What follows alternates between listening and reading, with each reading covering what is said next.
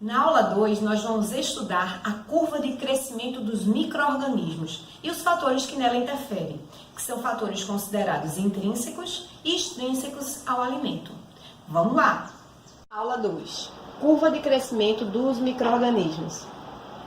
Ao final dessa aula, você deverá ter condições de identificar as fases da curva de crescimento dos micro-organismos e o que caracteriza o início e o fim de cada fase, além de conhecer os tipos de associações e os fatores intrínsecos e extrínsecos que influenciam na velocidade de crescimento desses micro-organismos. Então, os micro-organismos, eles apresentam uma curva de progressão de crescimento, conforme apresentada na imagem. Essa curva ela é dividida em fases. A fase número 1, conforme a imagem, que é chamada de fase lag.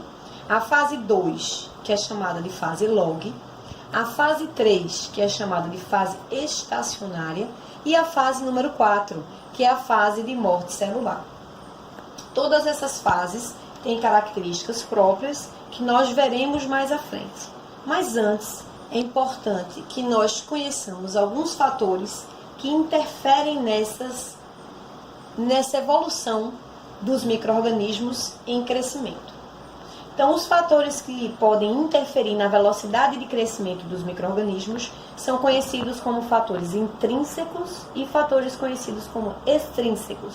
Fatores intrínsecos são aqueles relacionados ao próprio alimento. Por exemplo, o pH, a acidez, a umidade do alimento, que podem ou não favorecer ao desenvolvimento de micro-organismos. Em relação aos fatores extrínsecos, são aqueles relacionados ao meio ambiente, temperatura, umidade relativa do ar, presença de oxigênio, entre outros fatores.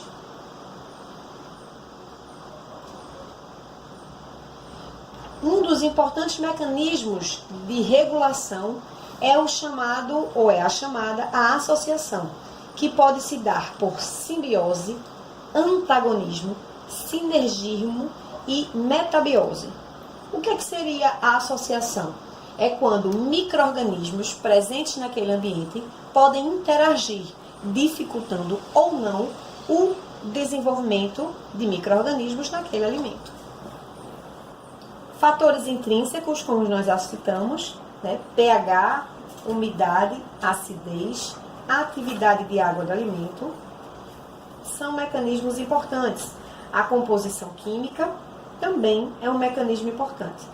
E outro é a presença de antimicrobianos naturais.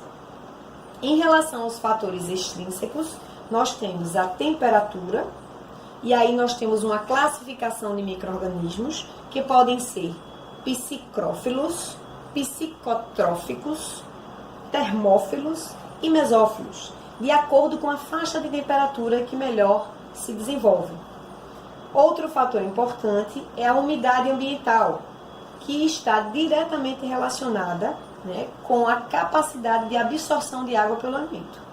E por último, a composição gasosa do ambiente em que esse alimento está inserido, porque a oferta de determinados gases poderá estimular ou não a multiplicação de micro-organismos.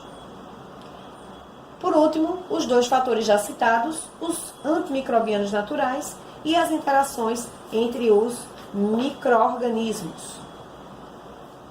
Voltando para a curva de crescimento, vejam que todos esses fatores que interferem na multiplicação vão fazer com que a fase lag, que é também chamada de fase de adaptação, é uma fase de preparação desse micro-organismo para o seu crescimento. Então, se esses agentes intrínsecos e extrínsecos agirem sobre o micro-organismo na fase lag, na fase número 1, conforme mostrado na imagem, esses micro-organismos terão um período de adaptação maior e terão também uma proliferação mais demorada, ou seja, eles não vão conseguir uma velocidade tão alta de multiplicação.